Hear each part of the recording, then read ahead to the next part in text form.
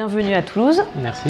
Alors pour commencer, est-ce que vous pourriez, c'est une question assez rapide, mais nous faire nous donner une définition du cinéma d'auteur? D'accord. Bon. C'est de but en blanc, c'est un peu large, mais... Oui,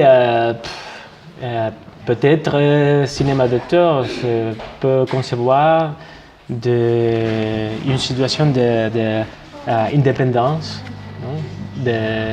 une manière de voir, d'enregistrer la réalité qui pose des questions, des questions esthétiques, politiques, vous voyez. Pour moi, c'est ça. Mais je crois que le cinéma, au présent, ce n'est pas ce n'est pas nécessairement une activité liée au support, aux médias, mais c'est une culture. Alors, cette idée, je crois que c'est très important pour comprendre la pluralité des médias, des manières de faire cinéma qui doit être compris comme cinéma.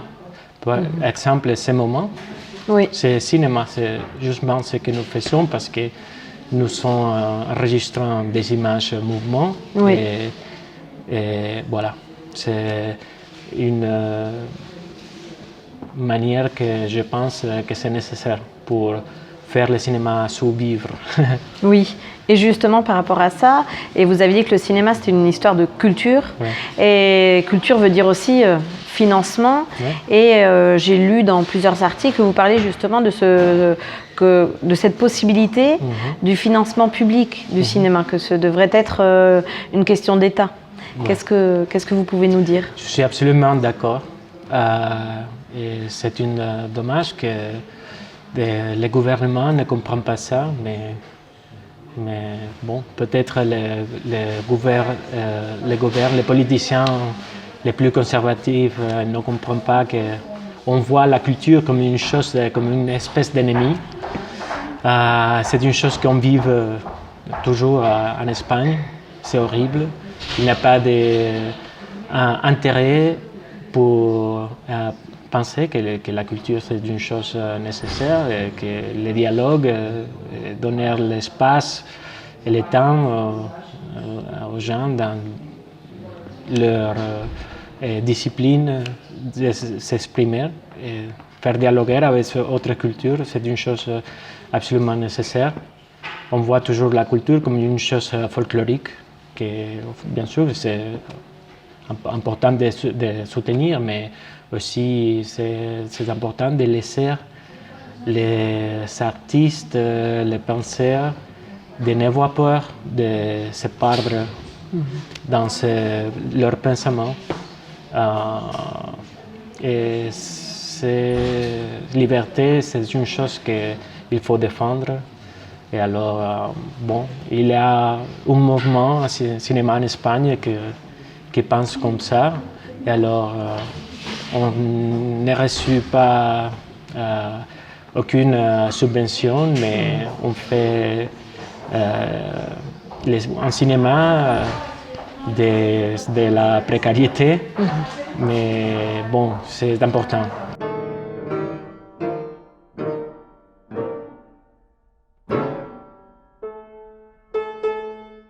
Il y a une certaine convention sur ce qui est le cinéma d'auteur, et peut-être je peux penser que le cinéma d'auteur c'est justement seulement ce qui est approuvé pour le Festival de Cannes ou pour des festivals meilleurs. Et j'aime beaucoup qu'un film comme le mien, qui est pas un cinéma qui ne poursuivre des codes établis sur ce qui est un cinéma d'auteur. Ce festival d'art, c'est un festival qui soutient la pluralité de ce qui doit être cinéma. c'est la première fois que je suis ici. Je suis venu hier soir. Je connais Toulouse, alors je connais la relation directe que cette ville-là avec la culture espagnole. Alors, c'est pas une relation imposée, tout le contraire, c'est très spontané, naturel.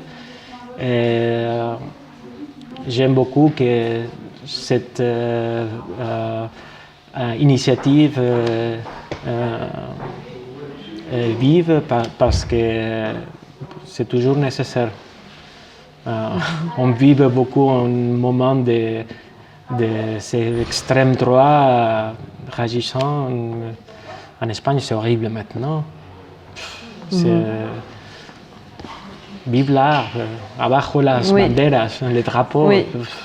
Et oui, justement, politique et cinéma actuellement, est-ce qu'on peut parler de conséquences sur le cinéma au regard des derniers événements, des derniers événements politiques internes espagnols?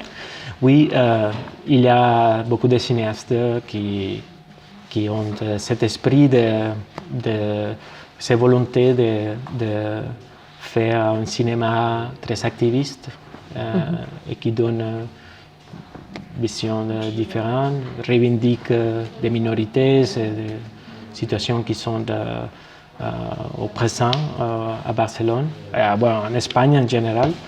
Et je peux être fier, orgueilleux de former partie, d'être part de cette génération. Quand je suis arrivé à Barcelone, 18 ans avant, il n'existait pas de cinéma indépendant. Il y a peut-être 2-3 personnes qui faisaient des choses.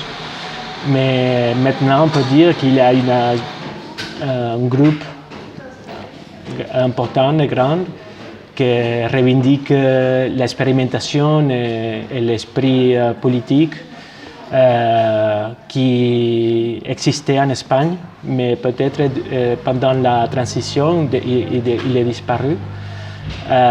Et à partir de l'année 2000, peut-être ça a commencé à changer. Et il avait les cinéastes Mavericks, qui nous étions très indépendants, faisant des films d'une manière complètement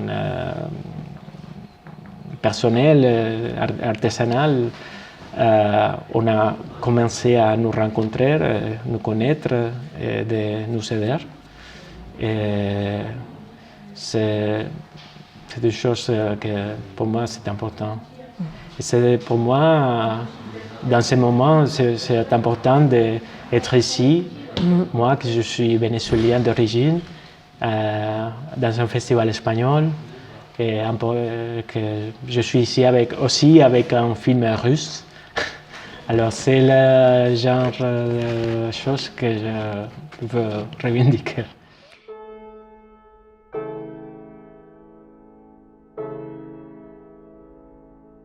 Oui ou non, c'est absolument possible. Tout le cinéma est expérimental. Un film de Mel Gibson peut être expérimental, et aussi un film de Derek Jarman.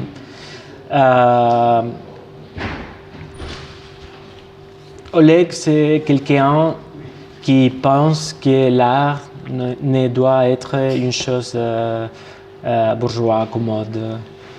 L'art, c'est pas simplement pour la beauté. L'art doit poser des questions esthétiques, idéologiques, comme tu veux. C'est ça justement que je voulais enregistrer. Le problème, c'était que Oleg était une personne très difficile. Il avait 89 ans quand je le suis rencontré. Et il fallait créer une amitié, une manière de trouver dans ce monde parallèle une espèce de dialogue. Et nous l'avons trouvé. Et quand nous l'avons trouvé, c'est que nous avons décidé de faire le film. J'ai appris beaucoup de lui. Pour moi, c'était quelqu'un de génial. Et aussi, il m'a permis d'enregistrer ces idées qui, pour moi, sont très importantes. Oui, finalement, il est fondamental dans l'histoire de la musique et du cinéma. Et votre document met ça en lumière, puisque tout ce qui était production russe et distribution est resté quand même affairé à un moment de l'histoire et un espace particulier. Oui, oui, il faut penser qu'il a vu presque tous les siècles 20 et être russe, siècle 20, c'est vivre beaucoup de choses. Et pourtant, c'est très beau de noter que toute l'histoire de la Russie est dans son chair. Et ça n'était pas nécessaire de l'exprimer. Alors le film, pour moi, c'était de montrer son corps, ses paroles et ses manières de jouer le piano. Pour moi, c'est la seule chose qui m'intéressait. Et non de faire un film biographique parce que ce n'était pas nécessaire. C'était aussi déjà sur ce pôle, sur ce mouvement, quand tu les vois jouant le piano et ces grosses mains qui jouent le piano et les cassent comme ça. Il a une force que pour moi, c'est cinéma. Ce n'est pas nécessaire de donner explication. Seulement pour les audiences, les publics, de le voir. Et vous jouez beaucoup sur la surprise, puisque le film commence lentement et on l'entend, et on ne sait pas dans quelle langue il parle, de quoi il parle, et ensuite intervient la musique et il y a un effet de splendide qui est... Oui, c'était une leçon, parce que pour moi, c'était clair que je devais faire un film sans couper, de le laisser, de le voir comme il se transforme. Comme si je faisais un film sur un acteur, un documentaire sur un acteur, ça serait comme ça, sans couper, le voir changer d'identité, le voir se transformer. Pour moi, c'était avec lui comme ça. Si j'ai coupé, ça magique, que c'est une magie de duration, il faut attendre des fois pour comprendre ces progressions. Et tu dis, ah, c'est beau. C'est prendre le temps. De prendre le temps de le voir, pour comprendre pourquoi il a ces idées, pourquoi il bouge comme ça. Et bon, mes producteurs, ils ont compris cette idée, ils m'ont soutenu. Mais aussi, c'est un film qui commence à se casser, à être comme un connexe. Et c'est le plus beau parce que c'est aussi sa manière de comprendre la vie, de comprendre l'art. Et moi aussi. Vous savez, au commencement, nous ne savons pas quoi film faire parce que nous n'avons pas une connexion. Et il m'a dit un jour, Andrés, je suis un musicien de l'improvisation. Tu es un cinéaste de l'improvisation. Ce film doit faire un film sur l'improvisation. Et il disait, ok, c'est une bonne idée, mais comme filmer l'improvisation. Ce n'est pas une chose de placer une caméra et laisser voir ce qui passe. C'était il fallait avoir planifier un peu. Mais qu'est-ce qu'on planifie? Pour moi, c'était planifier son inspiration. Vous savez, il était un homme d'une mauvaise humeur, toujours. Mais quand il était inspiré, il était comme un petit enfant. Il était ce que tu vois dans les films. Tout à fait. Super. Alors je voulais ça. Alors il fallait faire un petit théâtre avec lui, de fabriquer des petits mondes avant de tourner pour qu'il soit libre. Alors je laisse la caméra et soit libre comme un petit oiseau et filmer ça. Ça improvisation sur un moment très inspiré. Et vous avez pu tourner en combien de temps? Pas beaucoup. Pas beaucoup. Oui, c'était une relation de 2 ans. Mais le tournage a pris 5 jours. Incroyable. Mais c'est une chose, c'est pas la première fois que je fais un portrait sur un personnage aussi tel compliqué. J'ai fait déjà des films sur un cinéaste, Ivan Zulueta, aussi avec une jolie femme philippine schizophrénique. Et c'est toujours comme ça. Ça prend beaucoup de temps et c'est une chose que j'ai expérimenté. Oui, même. c'est expérimenter la vie et après tourner. Et c'est 200, 300 d'amitié et après tourner 3-4 jours parce que il seulement peut te donner ces moments. Avec Oleg, il était très vieux, il se fatiguait beaucoup, c'était difficile aussi de le faire beaucoup, demander beaucoup sur lui. Alors il fallait respecter ça, bien sûr. Alors c'était seulement 5 jours et pour moi c'était justement ce que je voulais sur lui.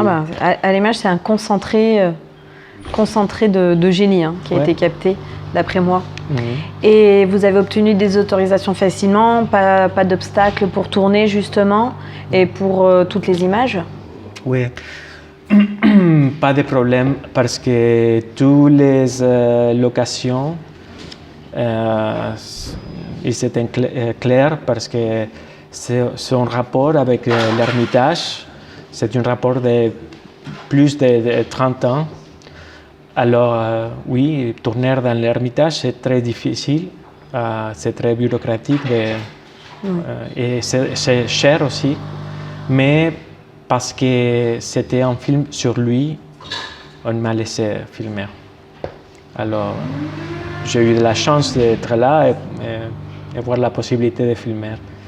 Et l'autre localisation, c'était dans son village.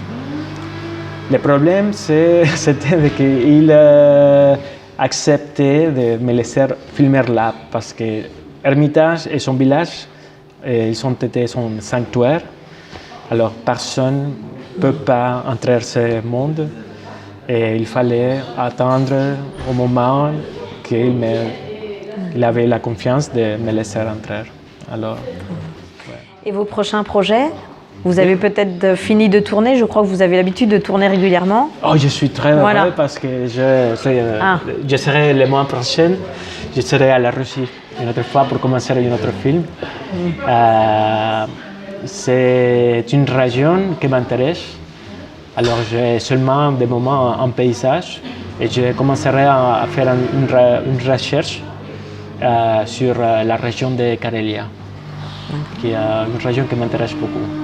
Vous allez aborder peut-être des gens du théâtre ou Bon, oui, il y a des gens qui...